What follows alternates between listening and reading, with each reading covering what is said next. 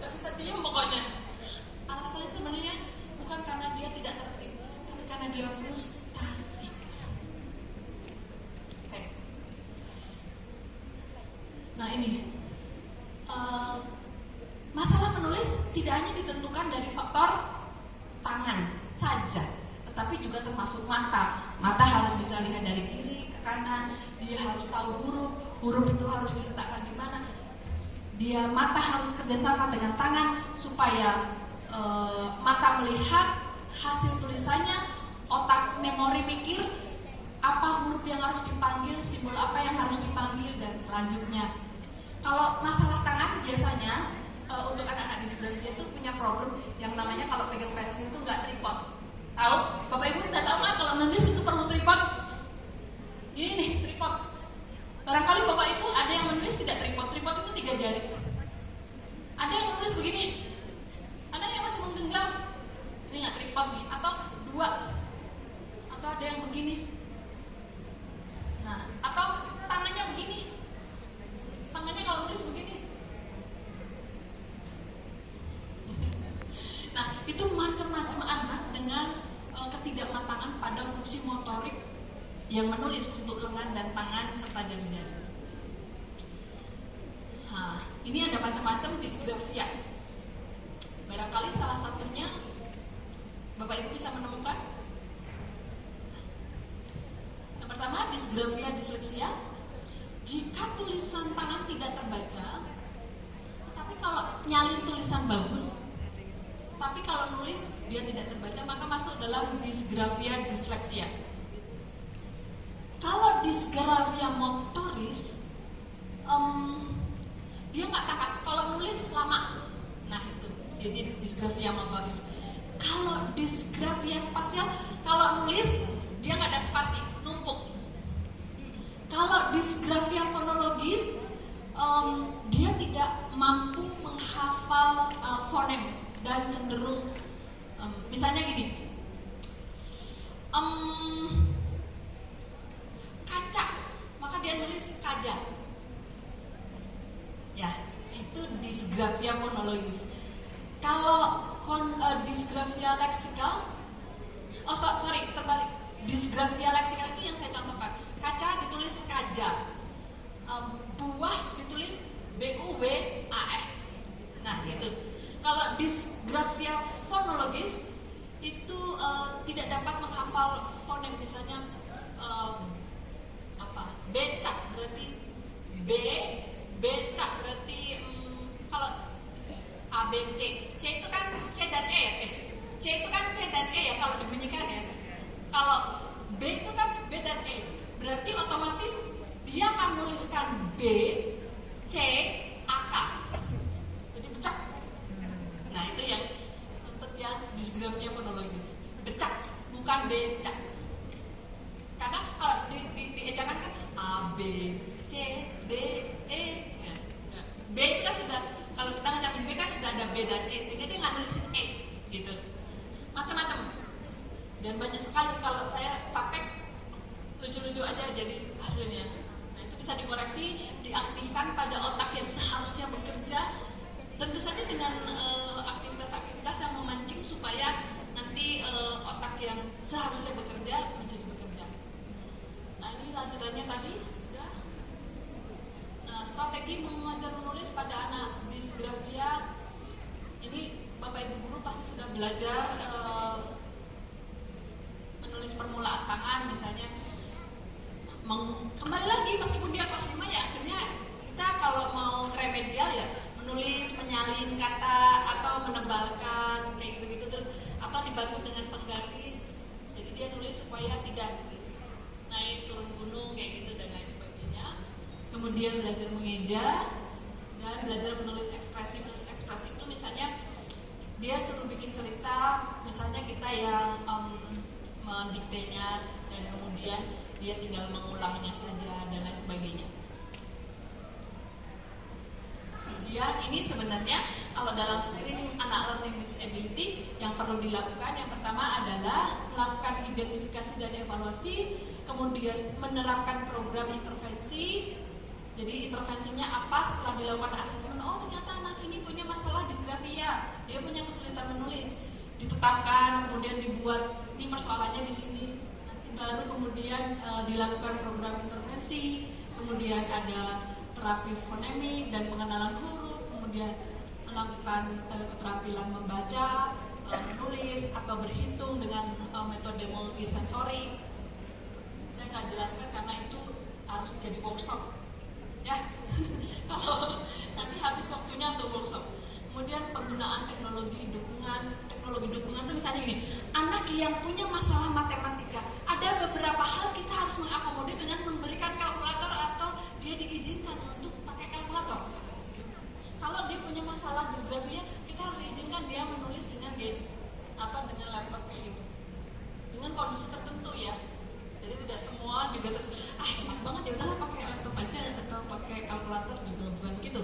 Kemudian harus ada dukungan dari guru dan orang tua, kemudian ada penilaian dan pemantauan kemajuan, kemudian yang jelas dilakukan PPI, program pembelajaran individual atau IP ya.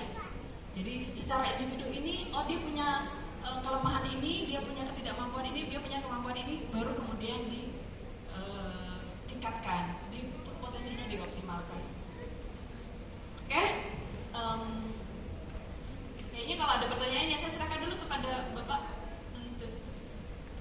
Yang pertanyaan tadi dijelaskan, saya pengen menanyakan, dulu sempat anak saya sekarang udah kelas 5, dulu sempat juga mengalami speech delay, tapi untungnya lewat terapi dan lain sebagainya malah sekarang teratasi, malah sekarang lebih lancar ngomongnya dan lebih bawel.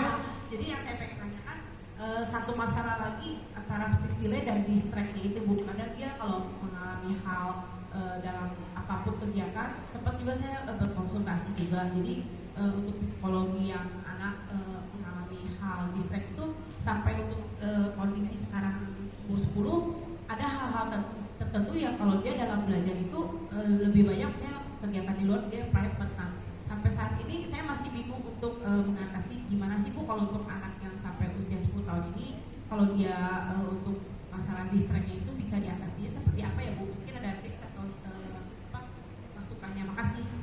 Terima kasih. Terima kasih. Saya orang tua dari anaknya PG dan SD. Yang mau saya tanyakan, kadang kan dulu kita tidak tahu tuh apa kita masuk ke dalam kategori learning disability atau tidak. Nah, cuman apakah learning disability itu juga bisa diturunkan anak karena pola asuh orang tua yang mungkin dulu dia waktu kecil ada learning disability dan pada saat ngajar ke anaknya, ya anaknya juga jadi kebawa seperti orang tuanya, seperti itu. Terima kasih. Baik, terima kasih Pak. Perkenalkan, nama saya Lausha Michelle. Saya guru dari Playgroup TK Harapan Kasih, salah satu guru di PGTK Harapan Kasih. Yang ingin saya tanyakan, tadi dijelaskan oleh Bu Anik ada dua macam mengenai learning disability. Salah satunya adalah developmental learning disability, motorik, perseptual, bahasa, kognitif, dan sosial. Mungkin bagi saya pribadi, juga mungkin bagi teman-teman yang mengajar di Playgroup TK, hal ini itu mungkin yang lebih sering ditemui oleh kami, karena kami mungkin belum fokus untuk mengajarkan mengenai matematika, menulis, dan membaca, terutama untuk kelas kecil ya di playgroup. Nah, untuk hal ini apabila kami menemukan ada mungkin siswa-siswi yang seperti ini, apakah jalan satu-satunya itu hanya melalui terapi pada terapis yang memang berpengalaman dan profesinya sesuai dengan ini, atau bisa dengan cara lain? Itu saja pertanyaannya. Terima kasih. Pertama, mohon izin dengan siapa orang tua Mami Kimi ya. Terima kasih untuk pertanyaannya. Jadi putra atau putri Bu? Putri ya, perempuan. Dulunya punya riwayat speech delay gitu. Ya, speech delay. Jadi speech delay itu adalah payung sebenarnya. Seharusnya ada diagnosa yang lebih mengkerucut lagi di dalam proses penanganan. Jadi misalnya apakah dia ternyata dia ADD, attention deficit disorder, atau dia ADHD, atau ternyata dia ASD dan lain sebagainya. Tidak ada ya Bu ya, hanya dikatakan speech delay aja. Jadi kalau hanya speech delay saja memang kita nggak tahu ini pastinya apa, ataukah dia DCD. Biasanya kalau kemudian dia bisa bersekolah, bisa mengikuti, biasanya problemnya namanya DCD, Development Coordination Disorder, payungnya dari speech delay. Jadi dia punya keterlambatan bicara. Bagaimana mengatasi distract-nya? Jadi kalau anak-anak distract perlu diketahui dulu, distract itu adalah mudah teralih perhatiannya. Nah, kira-kira apa yang membuat dia inatensi? Apakah karena suara? Apakah karena sesuatu yang lewat di depan matanya kemudian mengganggu? Apakah karena dia merasa mudah teralih perhatian karena rasa? Atau karena dia distract karena keinginannya untuk memberikan stimuli pada persendiannya? Atau dia ingin mencari stimuli pada gerakan berayun dan lain sebagainya? Itu perlu dicari terlebih dahulu, sehingga ketika kita memberikan aktivitas itu benar-benar bisa merujuk pada kebutuhan anak ini. Jadi perlu dilihat. Kalau misalnya dia mudah distract dengan sesuatu yang dilihat gitu, kalau ada temannya yang lewat dia langsung hilang. Kemudian kalau dia ada dengar suara itu dia juga atensinya hilang lagi. Nah, mungkin bisa dilatih dengan suara-suara, misalnya menirukan kalimat, mendengarkan bunyi-bunyian, membuat ketukan, belajar untuk menebak nada, misalnya gitu. Atau kalau dia mudah distract dengan mata, berarti dia harus belajar untuk fokus pada apa yang sedang dikerjakan, misalnya lempar tangkap bola tenis itu lebih susah daripada lempar tangkap bola basket, fokusnya harus lebih tinggi. Atau misalnya sentil kelereng, memasukkan biji-bijian ke dalam botol yang kecil, dia harus konsentrasi. Nah, itu bisa menolong dia untuk fokus pada sesuatu yang sifatnya lebih kecil. Tapi itu memang perlu di grading lanjutan untuk ke arah fungsional. Kan tadi saya bilang kemampuan kematangan pada motor skill belum tentu merujuk pada pattern atau yang sifatnya fungsional. Nah, tentu saja memang akan butuh alur yang lebih detail ya, sehingga hal-hal yang bisa dikerjakan ya dikerjakan dulu. Kalau misalnya dia ternyata distract karena dia mencari sensasi pada rasa sedih, ya kita ajak dia untuk lari, main sepeda, main lompat, wall climbing dan lain sebagainya. Tapi kembali lagi itu sifatnya motor skill, belum sampai ke pattern motor. Sehingga kalau memang itu sudah dicoba tetapi tetap aja anaknya masih punya gangguan atensi, datang saja ke profesional gitu.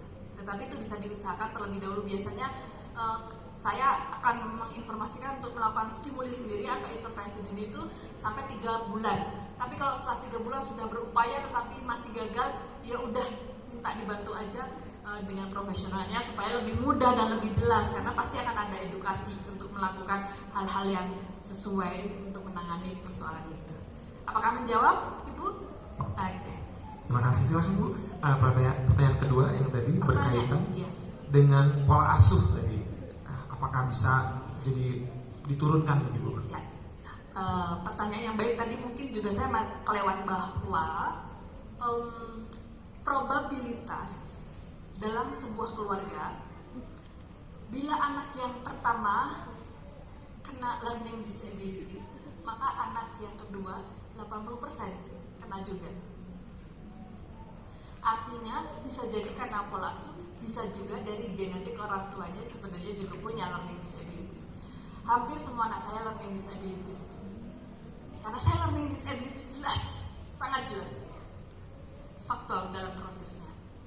Sehingga pengetahuan orang tua tentang learning disabilities itu ternyata menjadi sesuatu yang urgent ya, betul, supaya tidak berlanjut begitu terus menerus. Jadi sebenarnya ini adalah siaga satu Indonesia, bahwa anak-anak Indonesia sebenarnya sudah punya potensi yang luar biasa. Bagaimana saya bilang seperti itu? Karena sekarang gizi cukup, ya tidak seperti zaman dahulu. Perekonomian masih rendah sehingga makanan, suplai makanan waktu dalam kandungan kurang. Tetapi kalau sekarang bayi-bayi lahir dengan sangat baik, dengan sangat sehat, kebanyakan cerdas. Tetapi kemudian problem selanjutnya bahwa orang tua tidak paham bagaimana mengakses, mengakomodasi anak-anak yang pintar ini. untuk menjadi lebih berpotensi berkembang. Sayang sekali. Sehingga kemudian pola-pola yang dipertahankan, pola-pola asuh, ditambah ternyata genetiknya ada, bagaimanapun DNA kita akan diturunkan sekian persen kepada anak-anak kita, itu akan menjadi sebuah pola skema yang muncul di dalam perilaku anak-anak. Jadi memang benar bahwa itu bisa menjadi berkontribusi di dalam aktualisasi anak-anak learning disability. Ya, biasanya kalau ada anak-anak learning disability yang datang kepada saya, orang tuanya ketika saya amati, ini kayaknya dari ayahnya ada nih. Ini dari ayahnya ada. Tetapi yang saya bilang dari ayah ya enggak. Saya bilang mungkin perlu kita bekerja sama untuk hal ini. Dalam sebenarnya pada saat saya mengatakan mungkin kita perlu seperti ini, sebenarnya saya sedang melakukan treatment kepada orang tua. Tetapi dalam bentuk edukasi. Orang tuanya tidak saya suruh lompat, eggplant itu enggak. Yang disuruh lompat, memasukkan membuat lipatan kertas itu anaknya. Tapi kalau kepada orang tuanya biasanya saya melakukan edukasi supaya terjadi pola-pola yang jauh lebih baik dan positif untuk meningkatkan potensi anaknya. Demikian, Bapak. Terima kasih. Ya, terima kasih, Bu. Pertanyaannya dari Lausya tadi, Bu, berkaitan dengan jika ada kasus di sekolah, apakah kita langsung arahkan saja ke profesional, ke terapis, atau ada cara lain yang bisa dilakukan? Ya, penanganan pada anak LD yang ditemukan di sekolah atau pre-LD, karena kalau yang namanya learning disability kan masalah pada kalau kata to the point-nya kan matematika, bahasa Indonesia gitu ya, membaca, berhitung, dan menulis, maka itu hanya dilakukan pada anak-anak sekolah dasar ya. Jadi kalau ditemukan pada anak sebelum sekolah dasar, maka itu namanya pre-akademik. Dari pre itu sudah bisa diidentifikasi apakah anak ini akan punya kecenderungan untuk menjadi anak dengan learning disability.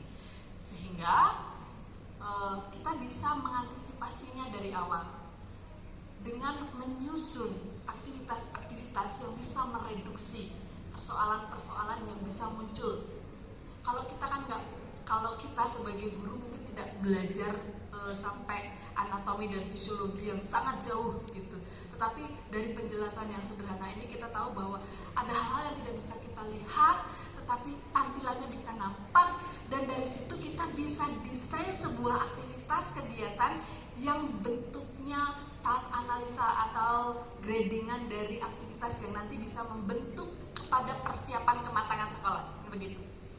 Jadi setiap hari bisa disusun, misalnya dari anak mulai masuk ke kelas itu kita bisa buat misalnya misalnya kalau anak-anak dengan disleksia berarti dia punya masalah dengan scanning visual, maka kita buat aktivitas sebelum masuk kalian harus melompatin pasalnya dibikin belok warna apa sambil menyebutkan warna ini.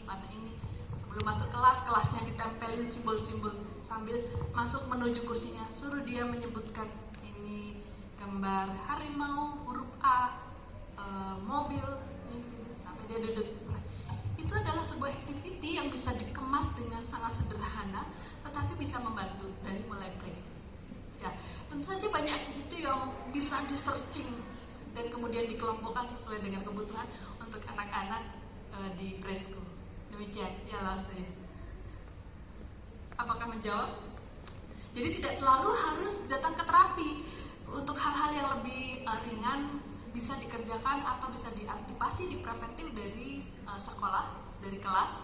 Kemudian kalau memang dirasa anak ini tetap punya problem deh, berarti memang itu bukan ranah guru, tetapi ranah profesional, sehingga perlu bekerja sama dengan profesional untuk bisa menelisik lebih jauh. Demikian jawaban saya. Iya, langsung di sebelah sana. Nanti sekarang